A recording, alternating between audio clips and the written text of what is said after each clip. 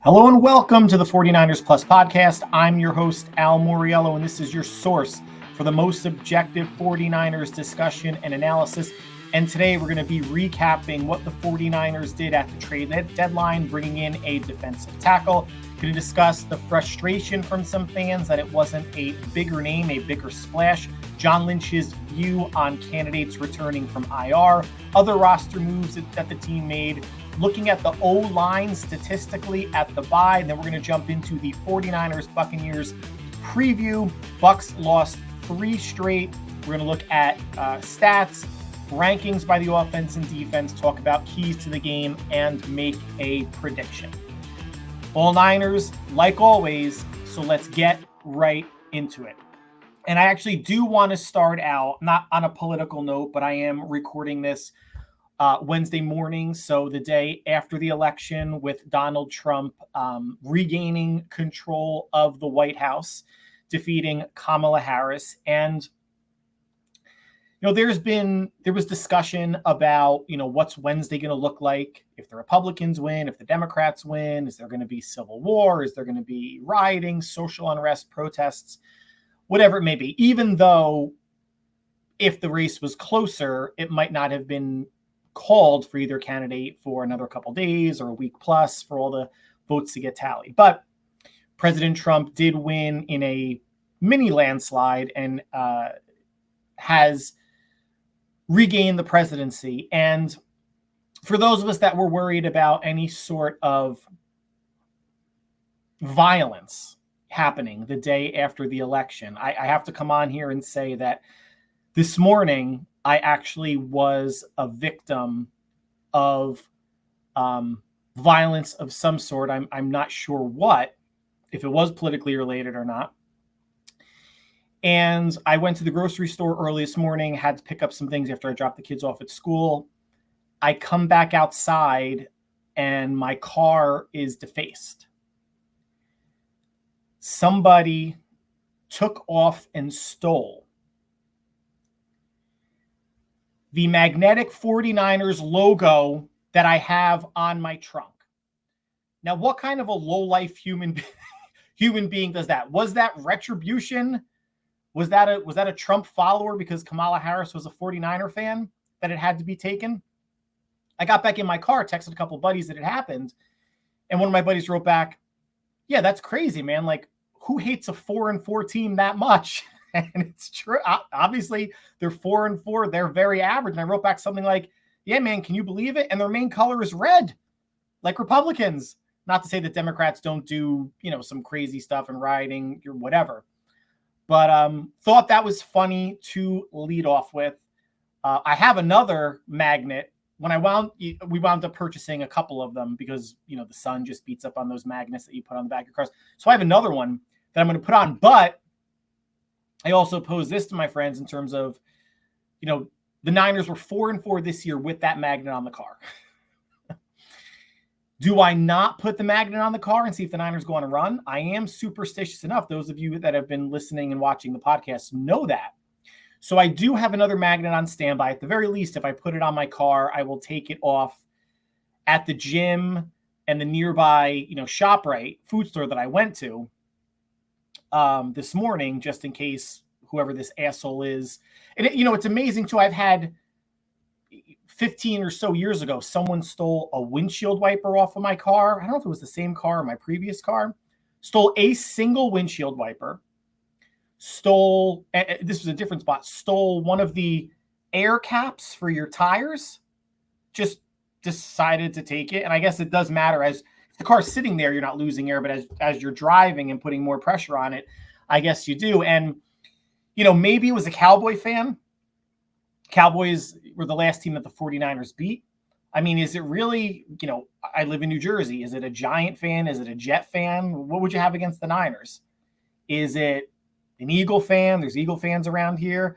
Cowboy fan. I mean, if you're a fan of the Lions or the Falcons, or Chiefs, I mean, the Chiefs have owned the Niners. Is it a Chiefs fan? Why would you take that? You should just write a note. You should actually write a note and slide it under the magnet saying, "I'm so sorry. Hope you win one at some point." But just wanted to start off with a funny but true anecdote of something that, happened to me this morning, and we will see. Now, I did have that magnet on my car for the past couple of years, so it's not like, it prevented them from getting to an NFC Championship game or Super Bowl. Maybe it did prevent them from winning the Super Bowl.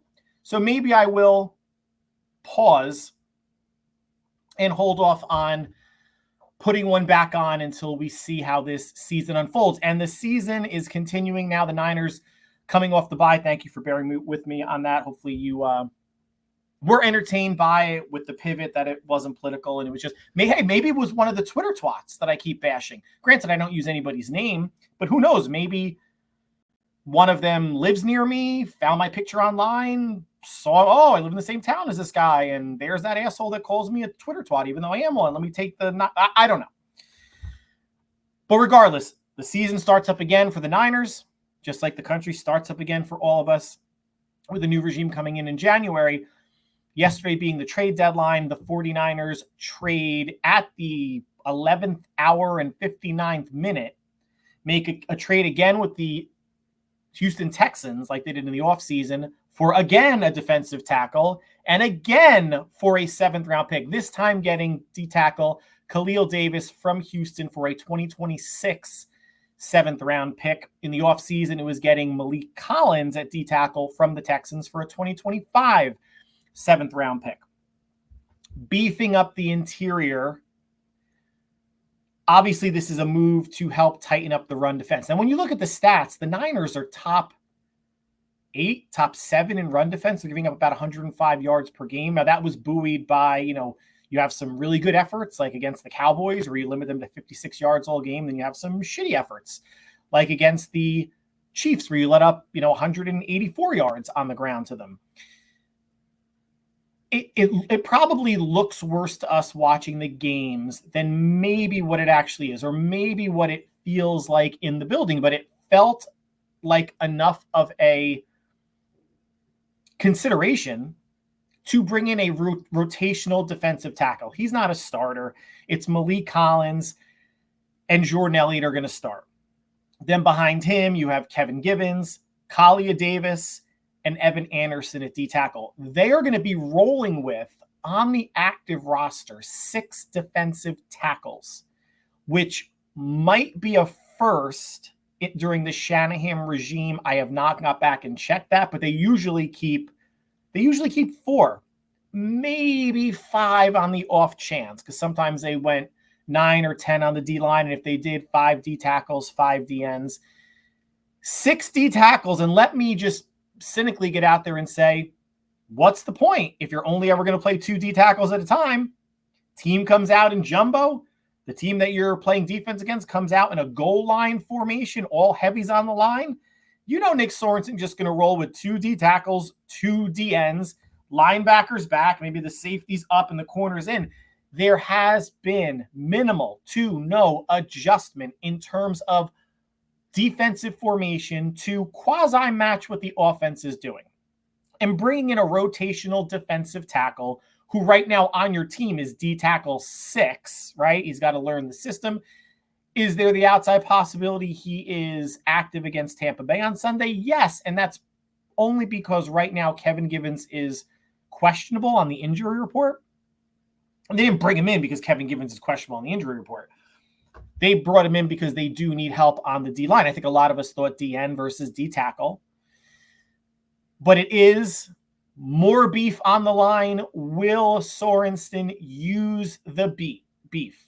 Use these extra bodies. Employ a 3 D-tackle, 2 D-end defensive line when teams are running with success against San Francisco, also known as a formation that gives Kyle Shanahan's rushing offense a lot of issues. Now, you don't need to bring in a 6th defensive tackle to do that. I was actually surprised, not based on his play, but based on just a numbers game, that Evan Anderson was elevated a few weeks ago to the 53-man roster. He became defensive tackle number 5, which is at the top end of the quantity spectrum, the way this team builds a roster. Bringing in number 6, again, it makes me wonder, is the Gibbons injury a little bit more serious than it is?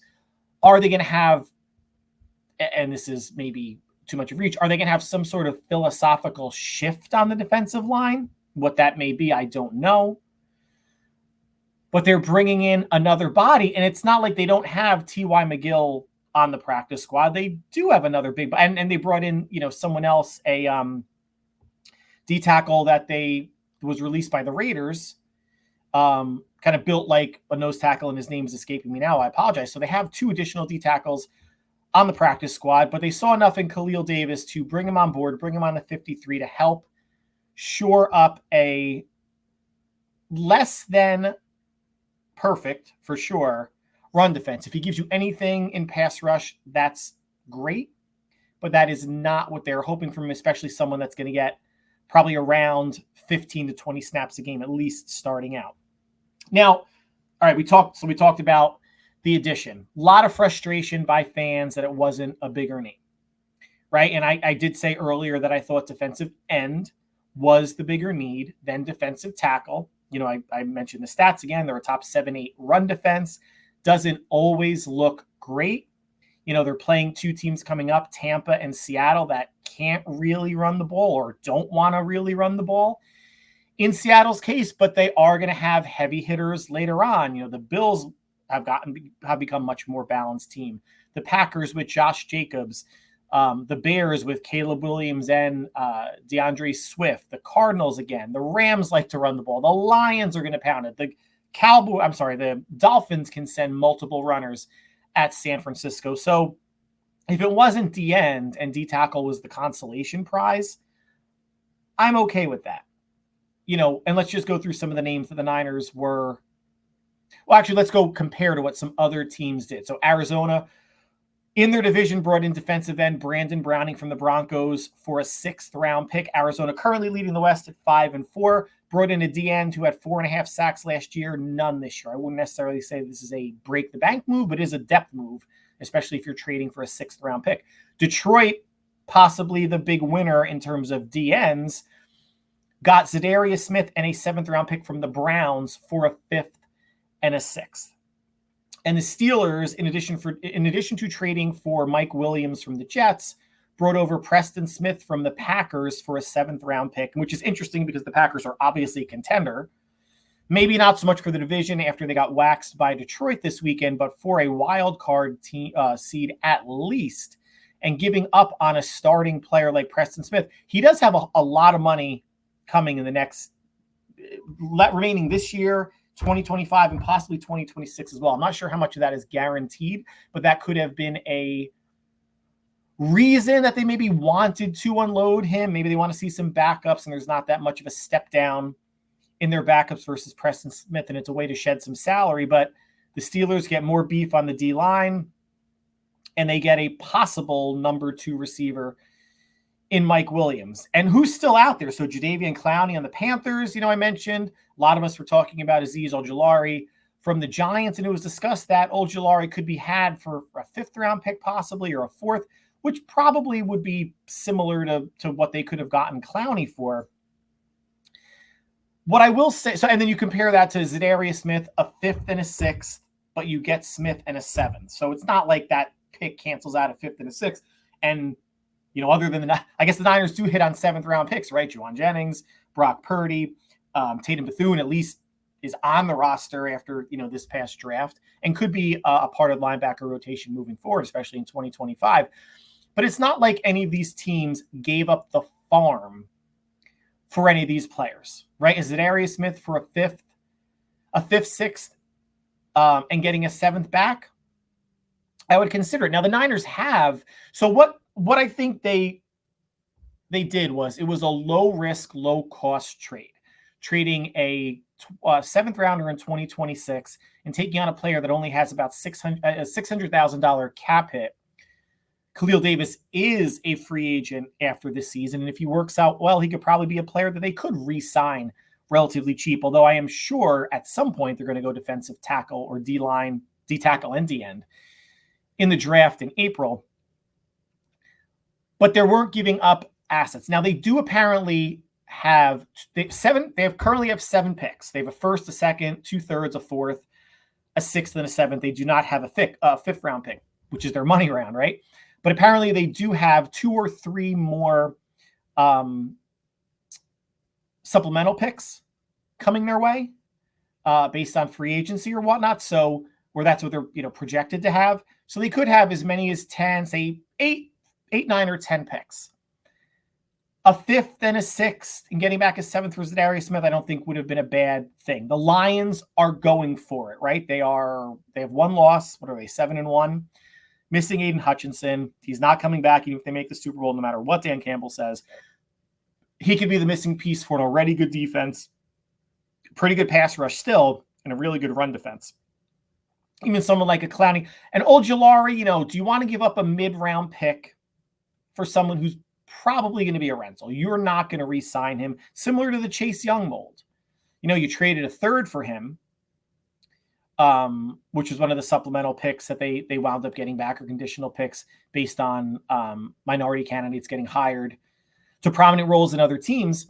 But do you want to get rid of a mid-round pick for someone that is, chances are, not coming back? Now, someone like Jadeveon Clowney has an extra year on his contract, is under contract for 2025, but then that becomes, do you want to take on that salary? When you are $55-ish million under the cap for 2025 next year, and probably about half that, say somewhere between 20 and 28 million on the cap, is going to go to Brock's extension. So I think they kept themselves open and flexible. And I think hitting on this draft class, it could go either way, right? You don't hit on this draft class and you're really banking on the 2025 draft class to come through for you. But the fact that it looks like there are very favorable returns coming from the 2024 draft class, why give up any extra picks for a rental, for this rental situation that we're talking about, or extra money when next year might be, the next couple of years might be a little bit tricky with the cap fitting Brock and potentially other players in, when you're going to need cheap labor? And it's not like if the Niners have 9 picks next year that they're going to hit on all 9. Hitting on 6 would be fantastic. They hit on all but 1 of their picks this year because Jarrett Kingston didn't make the team and went to Carolina and has been, I think, suited up the past couple of weeks. So no huge moves, and it shouldn't be, I was convinced Lynch would do something, that they would bring someone. And remember, everybody, it takes 2 to tango. You just can't say, this is a reason why fans aren't GMs, because everybody gets too emotional.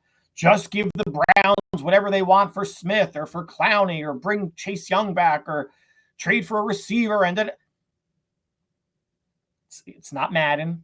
You can't make decisions by short, knee-jerk reactions. Now, maybe things are different if they're 7-1 or 6-2 versus 4-4. But maybe not, because the NFC West is a cluster and it's winnable. And you saw the Seahawks pick up Ernest Jones from the Titans in a trade. Obviously, the Cardinals brought in Baron Browning in a trade. And the Rams are going to be pesky. They're not going away. The NFC West is going to come down to the last week or 2 of the season, for sure. So you could say, well, the Niners should be all in to win the West, but they feel like they have the pieces in the building and some pieces that aren't on the 53. And John Lynch said as much. Players coming back from IR are essentially trade acquisitions, right? They're people that have not played for you all year or played sparsely. McCaffrey, Feliciano, Greenlaw, Yetur Gross-Matos, and Hufanga, to name a few. And these are players at 5 different positions. It's not like they have 3 offensive linemen coming back. There's no logjam in terms of these returns. And they are possibly more talented players in some instances than they would get on the free agent market. Now, someone like a Feliciano, he's going to be a backup unless he takes over for Jake Brendel at center. More on that in a few minutes. Yetur Gross-Matos is going to be a rotational D-end. They really lucked into Sam Okawanu, who has, 3.5 sacks now. And if he finishes around 7 for the season, the Niners lucked into that, right? He became what you would hope Yetur Gross-Matos would become. But Yetur would represent a 5th defensive end. The Niners are going to have to make some moves when any of these players come back to the roster. They're going to have to release players because they are at 53 now. And some roster moves were actually made. Let's bounce there. The Niners released linebacker Jalen Graham, who they recently brought back. He was on the Commanders practice squad. Brought him back to the 53 for a couple weeks. He is released. The Niners released Anders Carlson from the practice squad, so he is not with the team. Although there's the possibility that he can come back to the practice squad, because there was an interview with Jake Moody yesterday about how he's not rushing things. He's not going to rush to come back. He's taking things day by day. I like to say, hey, Jake, your organization just released the other kicker on the roster. I think they think you're playing. So as much as you want to say, I'll take it day by day, not going to rush. Granted, the game is, 4 days from now? So you got time. And if things go to shit, maybe they do bring, Carlson back. But I think you're playing, dude, no matter what you're saying. They also signed former 49er Tayshaun Gibson at safety back to the practice squad with the team the past couple of years. Had a 6-game suspension in the offseason, was signed by the Jaguars, played in the preseason, did not play any regular season games, and was released by Jacksonville last week. So he is back on the practice squad. Now, the first two IR return candidates that will be back are McCaffrey and Feliciano. It's just a matter of in what order and when. And there's the possibility that they could be in uniform against Tampa Bay. They were designated to return. But if they do, who's going to get released, right? They have 53 now on the roster. The only one that have less clarity about is Adrian Amos. I don't recall if they elevated him as a standard elevation from the practice squad or a full promotion to the 53. I think it was a former. But let's just say it was and I really do think it was a former. Let's just say it was a full promotion to the 53. Then I think for McCaffrey and Feliciano to come back, then I think Braden Willis is gone at tight end. They release him. And if they decide to release someone on the practice squad to have another tight end, a more experienced tight end on the practice squad, aside from Mason Pline, that would be fine. And if Feliciano comes back, I think someone like Ben Barch is gone. The team is higher on someone like a Spencer Burford who could play guard and tackle. They are higher on someone like a Nick Zakeel who can play guard and center. And Barch is just really niched into a guard position. And of course, Feliciano has guard and center ability as well. Adrian Amos, though, if he was an elevation, so remember, so those are two players, McCaffrey and Feliciano, you got to release two. If you're bringing in Khalil Davis, which obviously you have because you made the trade, you got to release a third player now. And that's why I'm wondering, is that player Adrian Amos? Does he get released or just bumped back down to the practice squad? And usually that elevation would happen after the game, but I guess because the Niners were on a bye, they didn't have to do it until the Tuesday of game week. Perhaps, and if Adrian Amos does come back, do they release someone like a Keyshawn Vaughn from the practice squad? Because the Niners would then have 4 running backs on the roster with McCaffrey. Maybe there's not a need to keep one on the practice squad. This is all just speculation and just trying to figure out, if people are coming in, some have to go out. And we talked about the O-line. If Feliciano's coming in, is it Barch that's potentially going to go? Just wanted to share some information, some stats, I believe by Pro Football Focus in terms of how the O-line has performed so far this year in terms of QB pressures and sacks.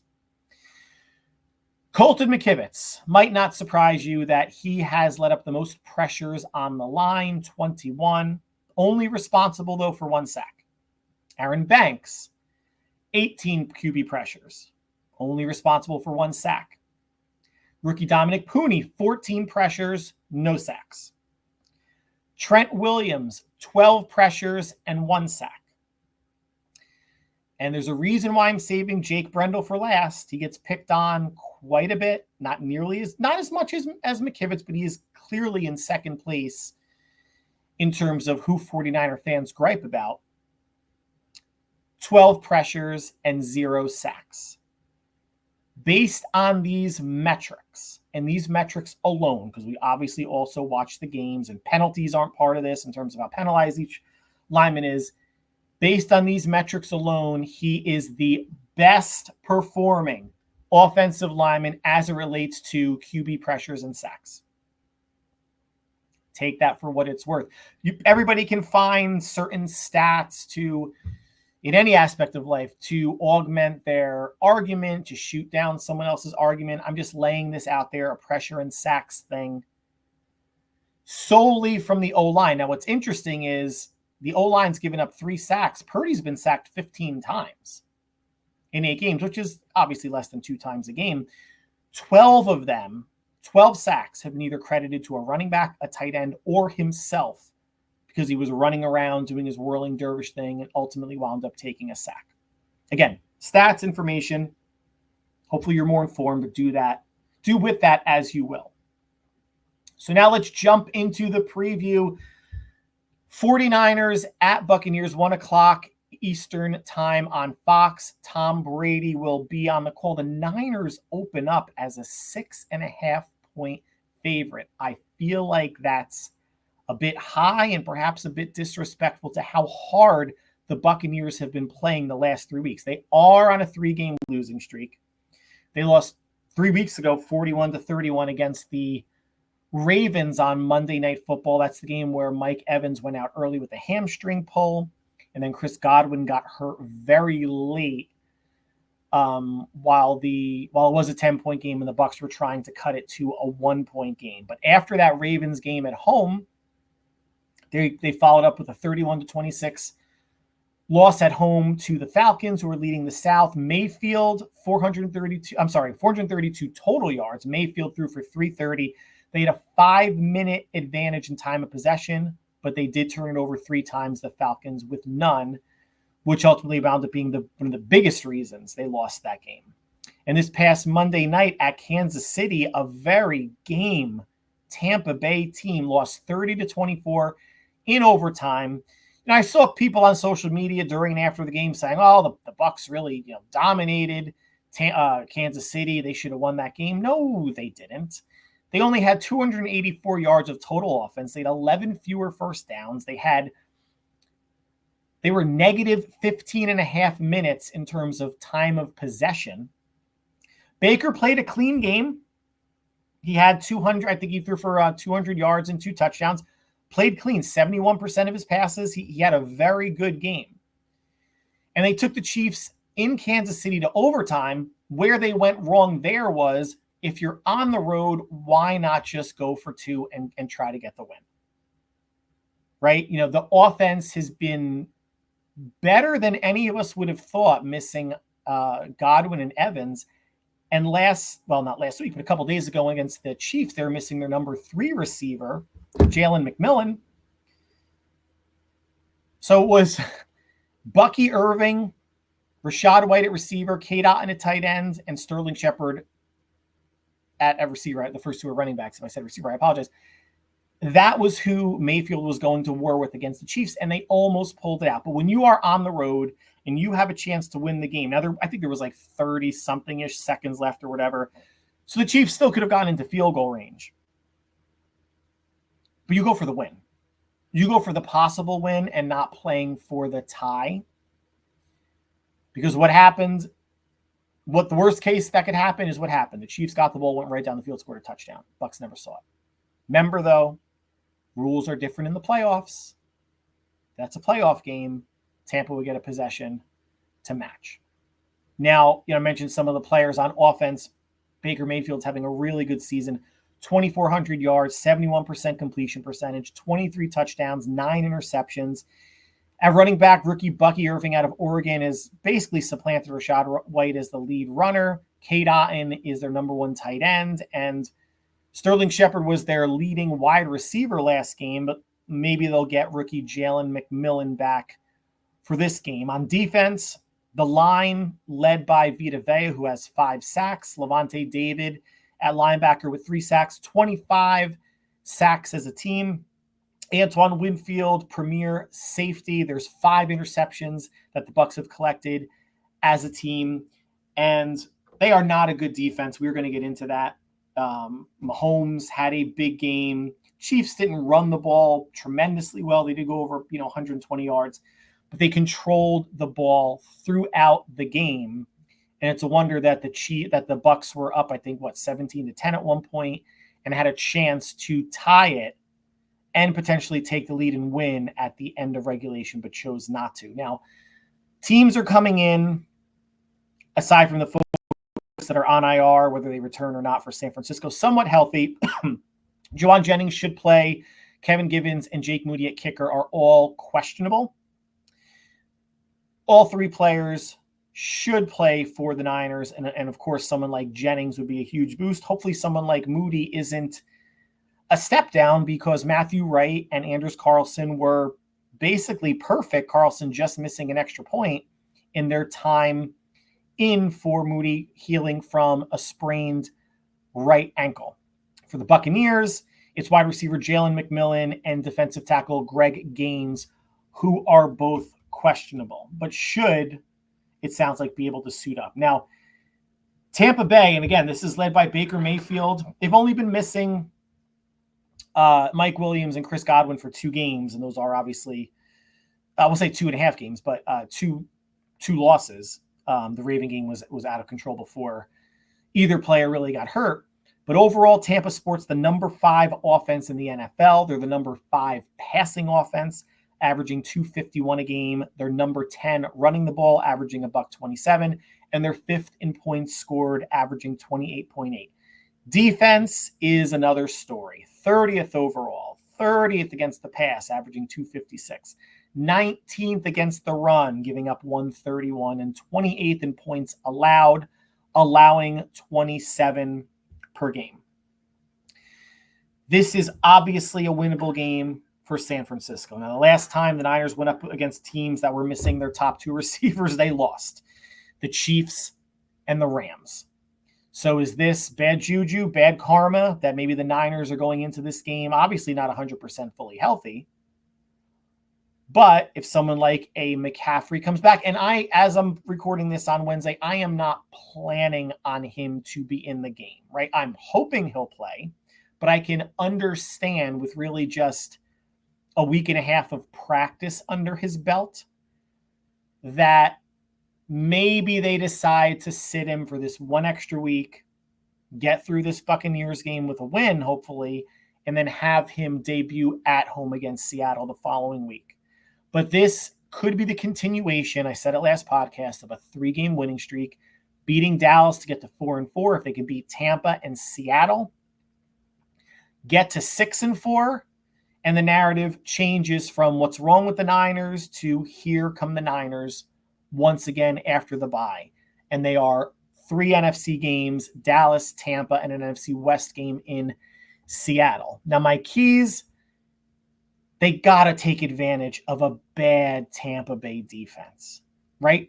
They're bad. One of the worst against the pass, bottom third-ish against the run. You can score on them, but this is a defense I don't think that you need to press against, that you don't need to go guns blazing, bombs away, push it downfield unless it's obviously there.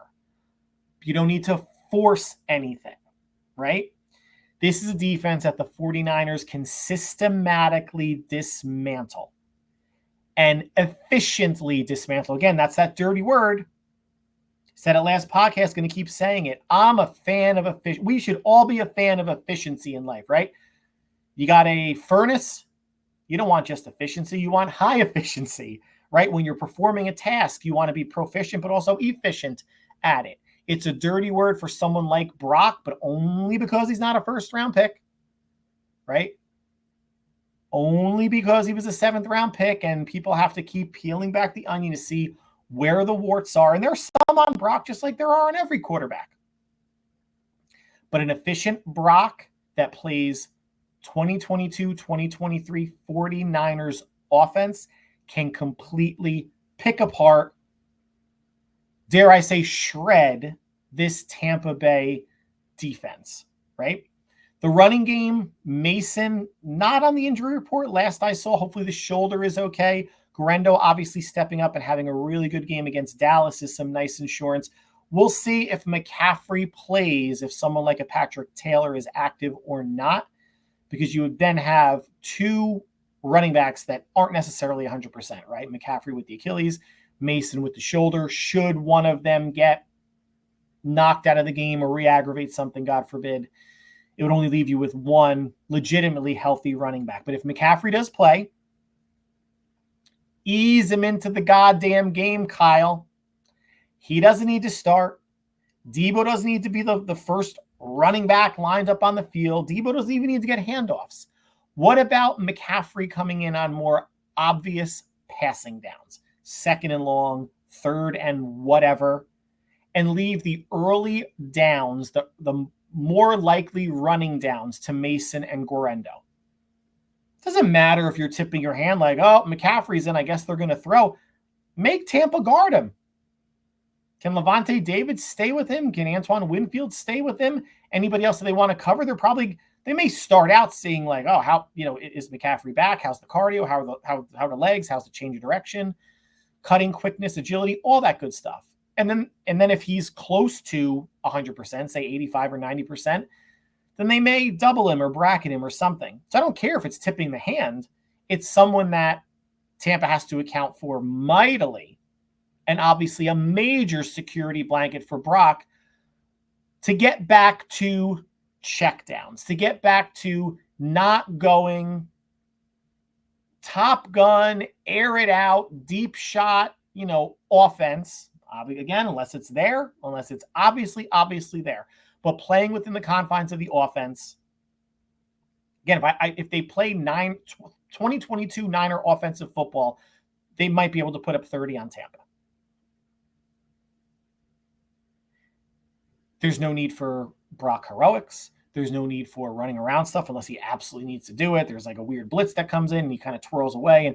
But you can just throw it away sooner, Brock. You don't have to keep stuff alive and take a 9-yard sack. Like decisiveness, like I keep saying with the run, if it's 2 reads and go, 3 reads and go, if something opens up, a gap opens up in front of you, the linebackers part, and you got a good 10, 15 yards, just go. But the running game, do I think they can get to what Tampa allows, 131 a game? I do. Again, it's going to be, based on quantity. I think they're going to need to run it about 30 times to get to 131. They'll have some big runs and they'll have some runs that get stuffed to the line. That's just how things work. I think they have a good chance of getting to or over their 131. The Niners are averaging, I think, 158, 159 yards on the ground. And that average has been boosted by what Brock's been doing the past couple weeks. And last week he had, I think, 56 yards on the ground against Dallas. And I think the Niners, when you flip it around on defense, not because they're bringing in Khalil Davis, he is not the savior, but I think Tampa Bay may come at San Francisco with more running backs than what the Niners will deploy. But I think they can hold the Bucs under their average of 127. If they hold them around 100 yards, make Tampa Bay one-dimensional with their lack of weapons, they got a great chance of winning this game. Now, Baker Mayfield is not deterred. He's one of the more confident quarterbacks in the league, probably one of the more confident people on the planet. They have to make him uncomfortable.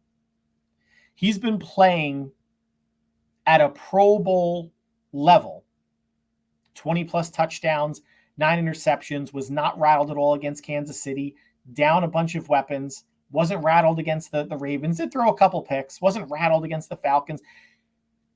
Can Mayfield make mistakes? Yes. If you're a team, do you want to face Tampa Bay without their top 2 receivers? Sure. And maybe their top 3 if Jalen McMillan doesn't bounce back? Absolutely. But Cade Otton has developed into a weapon. Bucky Irving has emerged as the number one running back. And if that's the case, then Rachaad White is a very strong number 2. They have a pretty good offensive line. Sorensen, Staley, and company need to find ways to make Baker Mayfield uncomfortable. Because the weather didn't make him uncomfortable in Kansas City. I'm not going to say he was unflappable, but he was pushing the ball downfield to his backup weapons.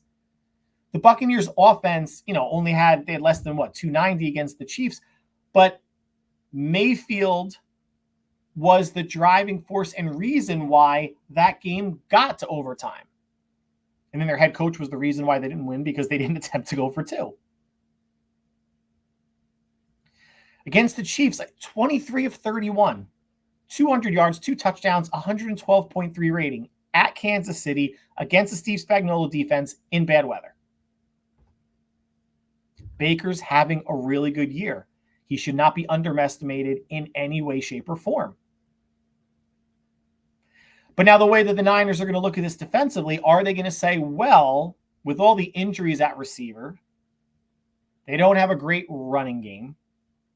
Do they defer and sit back in their rush 4, drop 7 defense? Do they get comfortable? Do they think, all right, well, Baker doesn't really have many players. We are more talented on defense than the Bucs are on offense. Let our playmakers make plays and see if Baker could pick us apart. Now, Baker is a quarterback like Dak, where I think he's on that cusp of 10 to 12 quarterbacks that in time can pick this zone apart. Variety is the spice of life, right, guys? We hear it all the time. Mix things up. Come after Baker. Now, he can run around a bit. You know, he can pick up some yards on the ground, evade a blitz, find an alley, get upfield, and do some damage with his legs, right? He and Purdy, I think, are of the same ilk, and like a Russell Wilson in his day, like buying time in the pocket, seeing if anyone's open, and if something's not there, to run. Baker may be a little bit more prone to throwing the ball away sooner than Brock would. Brock essentially holds it on until the last possible second sometimes and throws it away, which, again, may come back to bite him at some point. But can they make Baker Mayfield uncomfortable? He's been very comfortable all season at quarterback, and it doesn't seem like the changes offensive personnel is changing that approach at all.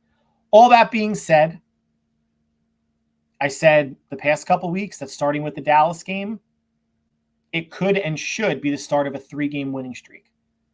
And I think this is win number 2 for San Francisco. I don't necessarily think the Niners cover. Now, 6.5, it's a big-ish number, but obviously with the 6.5, you're under 7. So you could see the Niners maybe winning this game 27-20 or 30-23, etc.